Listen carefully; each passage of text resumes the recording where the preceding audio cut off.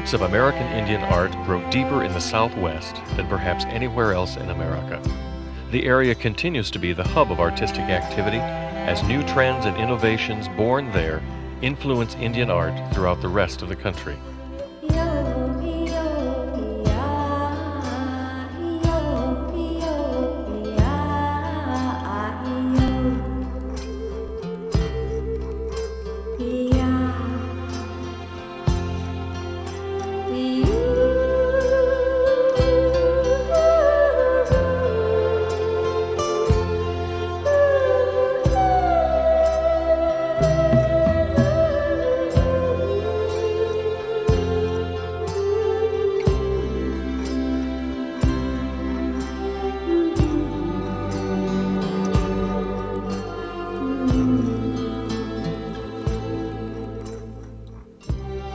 Jerry and Lois Jacka also have deep roots in the Southwest.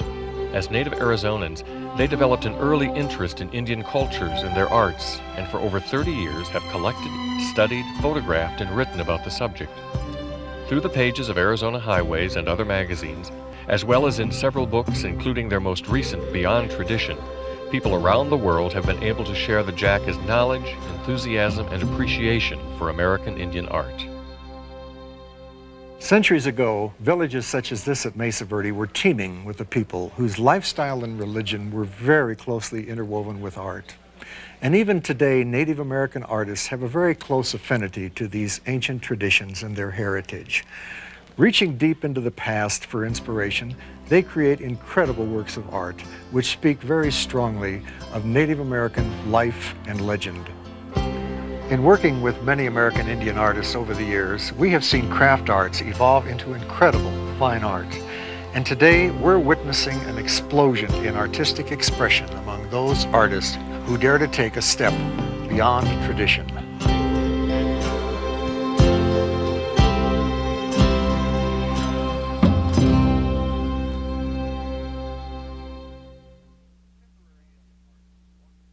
Contemporary Indian artists walk a pathway that has been traveled for centuries, and today they give new eloquence to American Indian art. To fully appreciate this dynamic art movement, we must first journey into the past, seeing examples of the earliest artistic creations. Man's early tools reflect a unity of hand, mind, and artistic talent. Projectile points, 11,000 years old, reveal unique artistry in their symmetry and evenly flaked edges.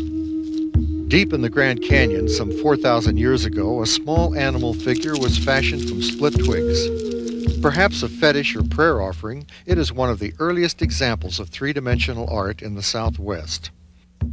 Petroglyphs pecked into stone and pictographs painted on cave and canyon walls show early artistic expression.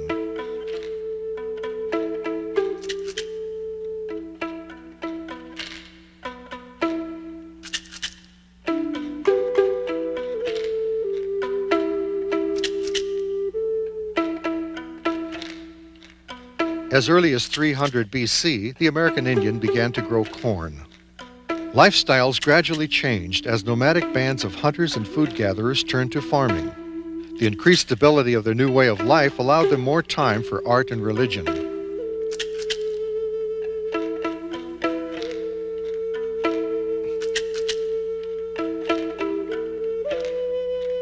Communities were formed, eventually leading to the development of the great pueblos of the 11th through the 14th centuries AD. The relationship between art and religion became stronger. Murals painted on ceremonial kiva walls transformed ritual life into art. Ceremonial objects such as fetishes and altar pieces were artistically fashioned from stone, pottery, and other materials.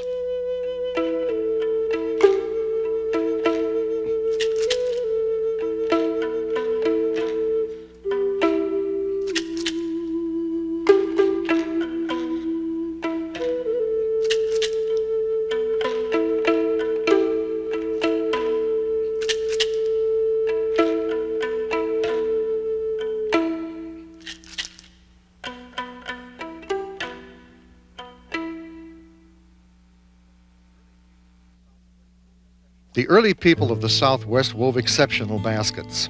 A 6th century bowl illustrates the artistry of that period. A painted basket withstood the test of time, surviving 12 centuries in a cave in southern Utah. A twined pouch from the same period still contains ancient cornmeal used during ceremonies.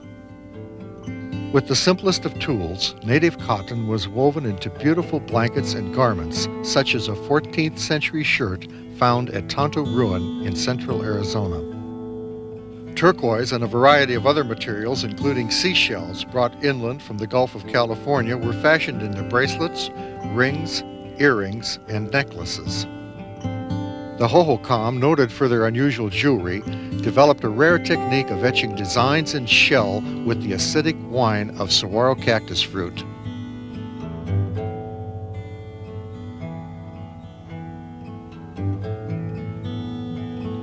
These 9th century carved bone hairpins are also a product of the Hohokam. Of all the prehistoric crafts in the Southwest, pottery left the greatest legacy of art and tradition, often revealing the beauty and mysteries of ancient cultures. The Anasazi, people of the plateaus and builders of the great pueblos. The Hohokam, the desert dwellers. And the Magayon, the mountain people. The shapes and designs of pottery were so unique that these vessels have become an archaeologist's key to cultural identity and are often a foundation for contemporary American Indian art.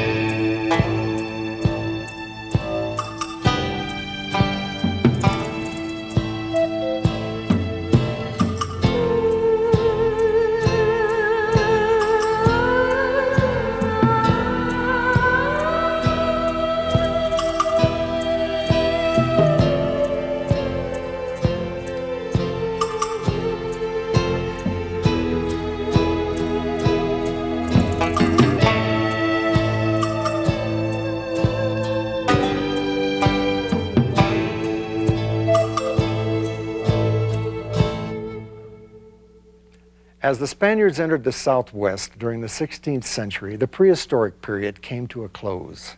And with this came inevitable change in both lifestyle and art. The great Anasazi pueblos had already been abandoned, and Indian craft art had diminished greatly in both quality and quantity. And it was not until the second half of the 19th century that interest in American Indian cultures and their arts and crafts began to emerge. The coming of the railroad during the 1880s opened up new avenues of commerce between the Indian country and the eastern United States. And the Indian art movement gained momentum. By the turn of the century, pottery reached new dimensions in artistry at pueblos such as Zia, San Ildefonso, Acoma, and Zuni. The Tewahopi potter Nampeo, inspired by prehistoric pottery being excavated near her home at First Mesa, was instrumental in reviving the ancient Sityatki pottery tradition. Maria Martinez of San Ildefonso Pueblo, her husband Julian, and later their son Popovi Day were noted for their exceptional pottery, which was often patterned after ancient clay vessels. Basket weaving, a rapidly declining craft during the early historic period, regained momentum among a few tribes during the early 1900s.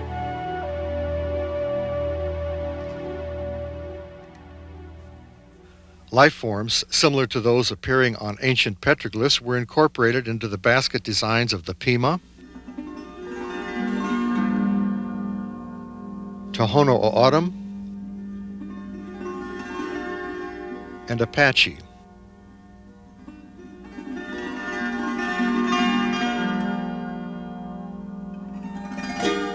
Geometric designs added to the aesthetics of these Pima baskets. Navajo baskets were conservative with bold designs. Chemehuevi basketry was noted for excellent craftsmanship and simplicity of design.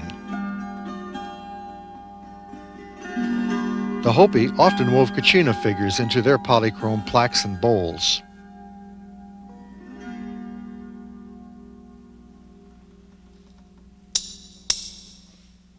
Kachina dolls, a product of Hopi, Zuni, and other Pueblo tribes, are an excellent example of the blending of art and religion. The earliest figures were simple with few carved features. But by the 1920s and 30s, carvers began to add more detail and realism. The introduction of metalsmithing to the Navajos in the 1860s and later to the Puebloans had a profound effect on Indian jewelry. The use of silver was quickly adapted to simple motifs. By the early 1900s, turquoise and silver were being used extensively by the Navajo and Zuni. Later, the Zuni expanded their lapidary techniques to include channel work, setting mosaics of colorful stones and shell into silver. During the early 1700s, the Navajos were perfecting the craft of weaving, which they had learned from their Pueblo neighbors. Also influenced by the Spanish and Mexicans and later encouraged by American traders, Navajo weaving grew in excellence. By the end of the 19th century, the Navajos dominated the craft.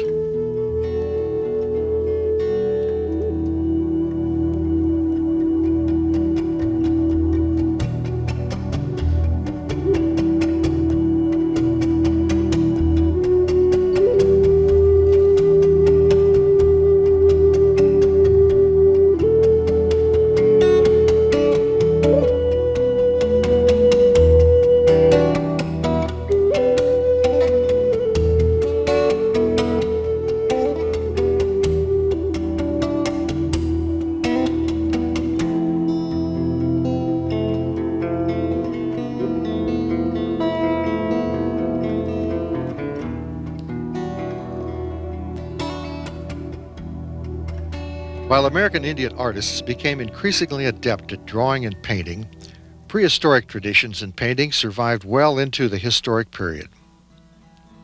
One example is a Navajo pictograph mural on the sandstone cliffs in Canyon de Chelly National Monument. It portrays a Spanish military detachment that in 1805 was responsible for the deaths of over 100 Navajo warriors, women, and children.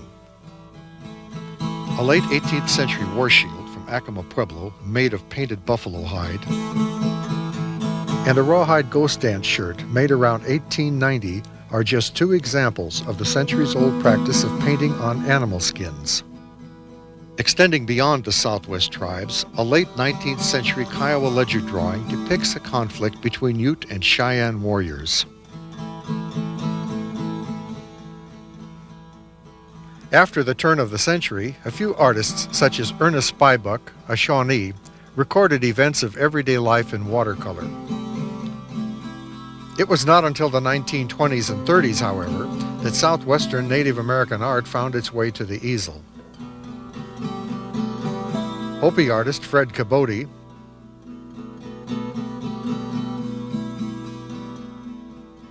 as well as San Ildefonso artists Ramondo Vigil and Alfonso Roybal, were among the Southwestern pioneers in developing new styles of Indian art. Ultimately, artists such as Allen Hauser added new dimension and realism to Native American art. It is from this timeless heritage that contemporary Indian artists have emerged. As they step out beyond tradition, there is an exciting new drama to their art. Never before has there been such an outpouring of talent, creativity, and excellence in craftsmanship.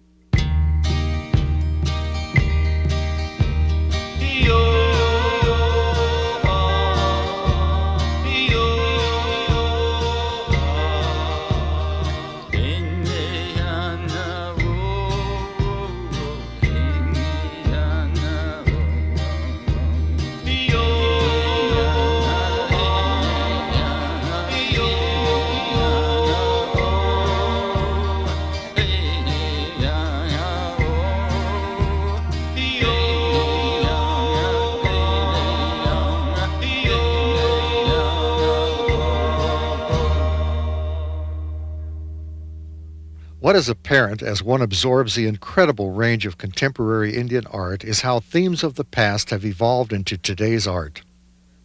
The bear fetish in simple stone form was originally used in religious rites. By the 1930s and 40s, bear fetishes became collectible art forms created by artisans such as Likia Diuse. Tony Day, grandson of Maria Martinez, transformed the bear fetish into pottery art. Whirling Wind, a contemporary Navajo jeweler, cast a bear of 14-karat gold set with rubies. Jesse Manangya creates intricately inlaid bears of gold and silver set with opal, turquoise, red coral, pink coral, and jet.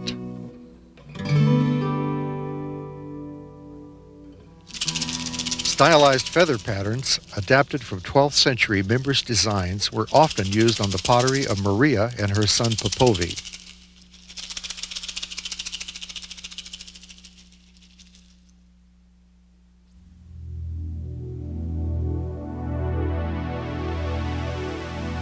Nature and the scenic wonders of the Southwest have always been an inspiration to American Indian artists.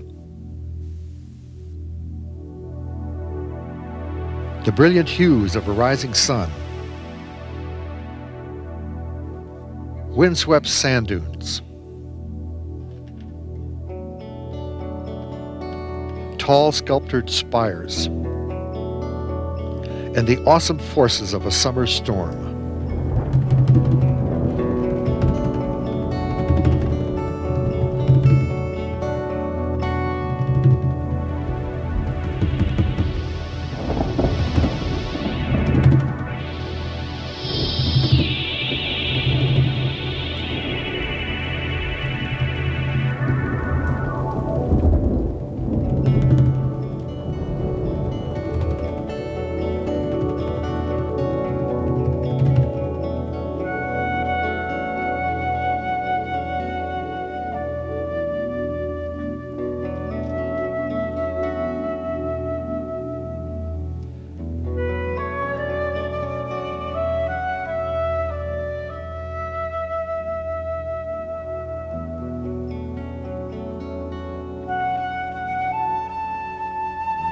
Symbols of nature abound in American Indian art today as they have for centuries.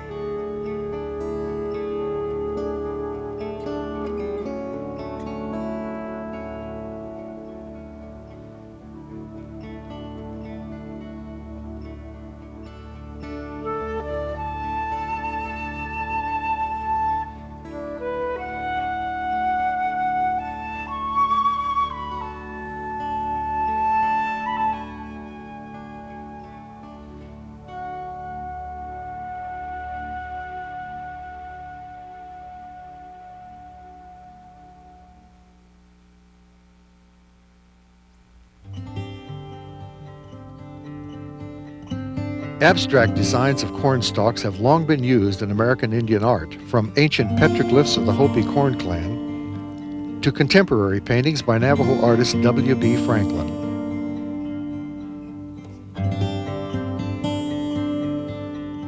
A cornstalk is the central theme of a Navajo weaving by Bruce and Nadine Nez.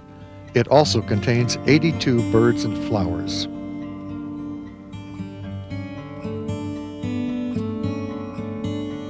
And corn is but one motif in a sand painting by Joe Bent Jr. In addition to sand, he uses non-traditional materials such as filings from gold, silver, lapis lazuli, and turquoise. A single ear of corn was the inspiration for Charlie Pratt's brass ear of corn, which has kernels of turquoise, coral, lapis lazuli, and other semi-precious stones. Pratt's Gift of the Gods, a tribute to a bountiful harvest, is set with 3,000 hand-shaped stones in brass husks. Navajo James Little cast a 14-karat gold ear of corn on a silver bracelet. David Dawanyumtua's painting portrays the harmony that exists between the sun, stars, moon, and the clouds that bring rain to the corn. The ultimate ear of corn was fashioned by Charles Suplee with 1 3/4 carats of pave set diamonds. A butterfly painted on a 15th century Sikyatki polychrome pottery jar introduces another recurrent motif in American Indian art. The butterfly seems to re-emerge on Gary Palaka's carved pottery. A similar design was chosen by Dexter Kutzkueva.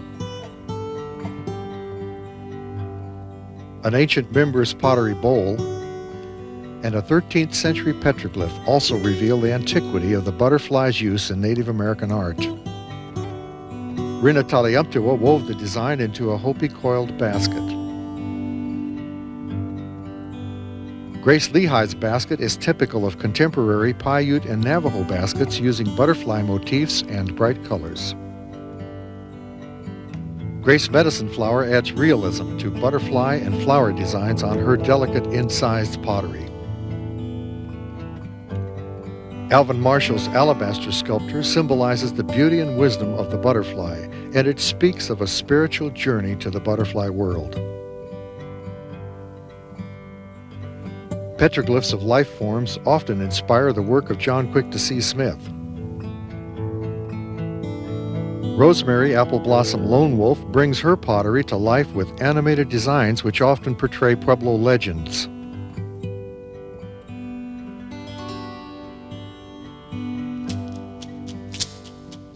No Indian art form has experienced a greater outpouring of visual imagination than textile weaving. The work of Navajo weaver Sally Anagel is but one example.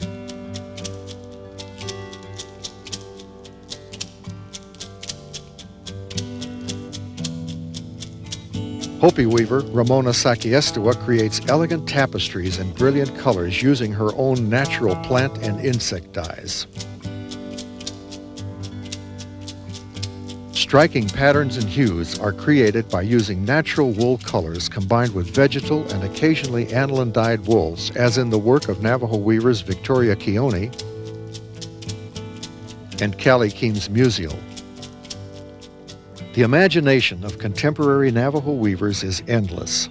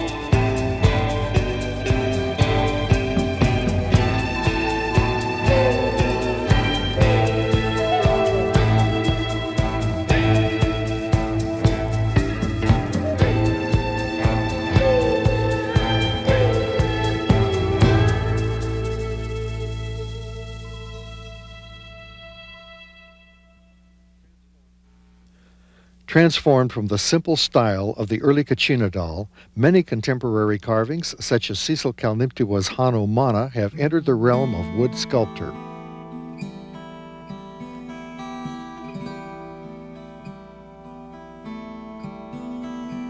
The graceful carvings of John Fredericks convey strong spirituality. Alvin Navasi's Ogre Mana Kachina is intricately carved and perfect in every detail.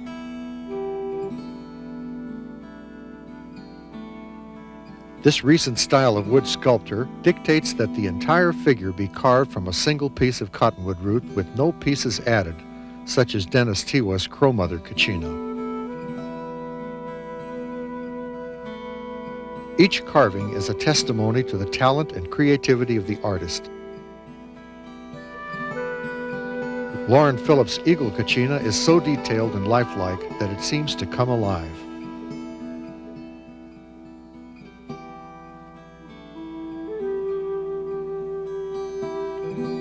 Occasionally, wood Kachina sculptures are cast into bronze by artists such as Lowell Talashoma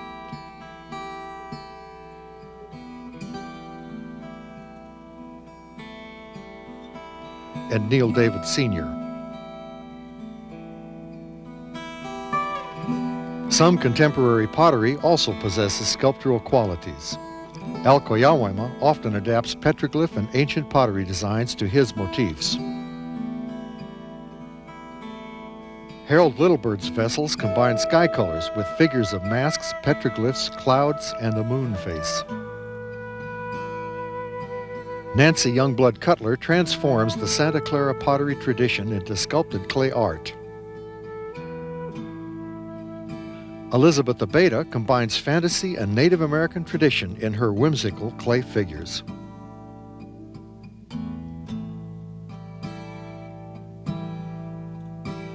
Peter Jones creates simple, mystic forms.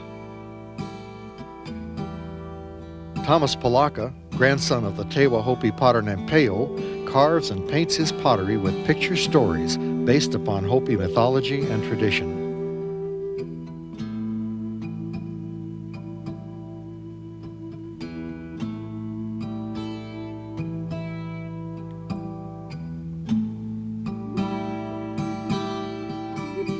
American Indian tradition continues in the basketry designs of Norma Antone. Her miniatures, woven of horsehair, include a 4-inch tall basket with 248 human figures. Using a 4,000-year-old split-twig figure as his model, Hopi jeweler Charles Suplee produced a cast gold replica set with a diamond, bridging centuries in American Indian art. Beadwork is another centuries-old tradition. Contemporary artist John Christensen uses gold, silver, turquoise, coral, lapis lazuli, jet, and shell to create delicate hand-made necklaces and earrings of beads. The ancient technique of overlaying turquoise on shell inspires Angie Riano Owen to create her sophisticated mosaic jewelry. Carolyn Babalu adds new dimension to the Zuni tradition of mosaic work with her unique channel and inlay style. A broad sense of both his Zuni and Navajo heritage emanate from the highly contemporary gold stylings of Jake Livingston.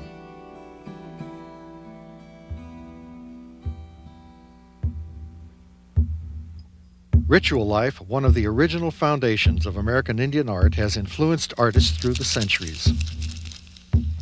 A 15th century Hopi pottery vessel contains a face which resembles that of a kachina with 2 horns. A similar design appears on an early 19th century Acoma shield. A Hopi pottery vessel of the late 1800s is decorated with a supai kachina. Navajo Rick Charlie frequently uses the sun face in his contemporary silver cast jewelry. And the sun face is also found in Joe Ben Jr.'s sand painting.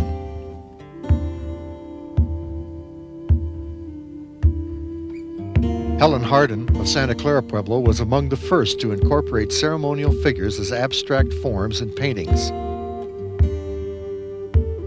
And today, Laguna Hopi artist Joe Moctema uses masks as a central theme in his art.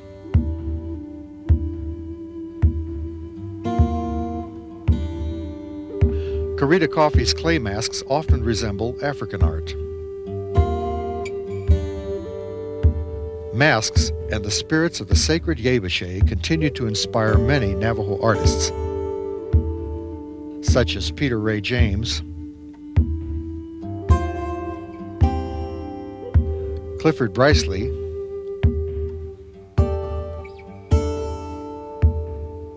Danny Rando Sosi,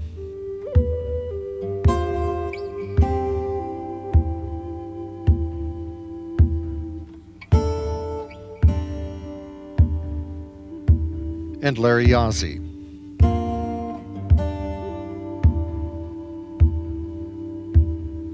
Elaborate kachina masks with tabletas, such as the one on a 19th century shalakomana, are also popular motifs. Hopi silversmith Lawrence Sufki was among the first to incorporate the Palikmana kachina mask in striking bola ties of silver overlay. Watson Honani uses the same motif in gold and silver overlay. Charles Suplee's replica of the mask in 14-karat cast gold is set with turquoise, lapis lazuli, red and white coral, and sugilite. Although similar in appearance, Delbridge Honani's wood sculpture is not a kachina. Still, it is deeply rooted in Hopi ritual life. Although contemporary Indian artists continue to be inspired by voices from the past, their vision leads them to ever more exciting interpretations of their heritage. Charles Loloma is readily acknowledged as the foremost American Indian jeweler and a leader of the contemporary art movement. The first to use rare gems, he created colorful collages of exotic stones set in gold and silver jewelry with unusual architectural shapes. Jewelry by contemporary artists sometimes shows little hint of Indian heritage.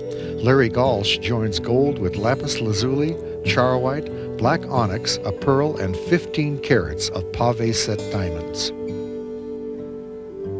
Inspired by sand paintings, Ben Nighthorse created a new style of jewelry in which he applies inlay and overlay techniques to gold, silver, and other metals. Gibson Nez is noted for his bold contemporary styling in silver and gold. Harvey Biguet's jewelry combines the elegance of contemporary styling with subtleties of traditional design. James Little's bracelet of gold and diamonds contains sculptural qualities that reveal his Navajo heritage.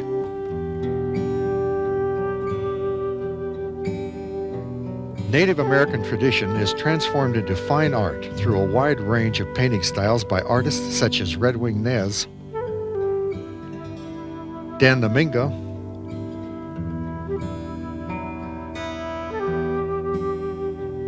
Conrad House,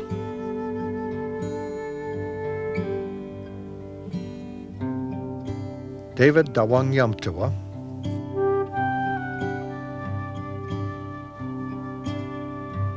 R.C. Gorman, and Dennis Namkina.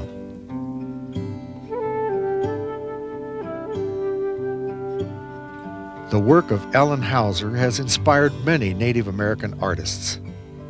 And today, stories are sculpted into stone. Legends are cast into bronze by artists including Alvin Marshall, Orland Joe,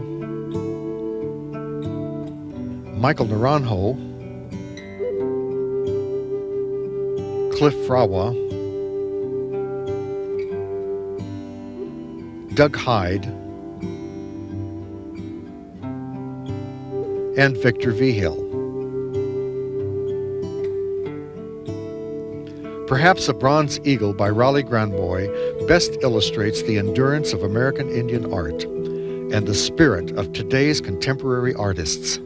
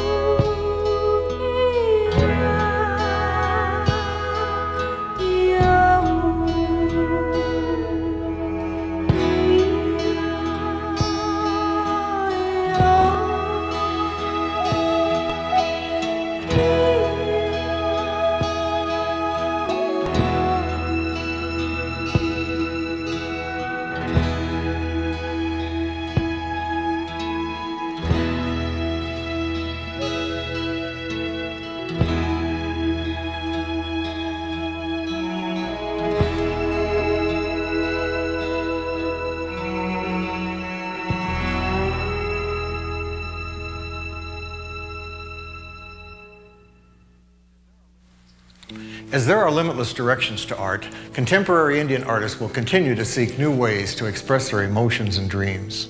And they give life to those dreams as they sculpt, paint, hammer, carve,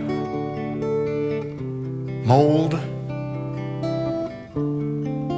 weave, and solder them into art. And they will continue to dream. With the richness of yesterday to draw upon, their art will perpetuate itself beyond tomorrow. There can be no ending. It will go on and on and on.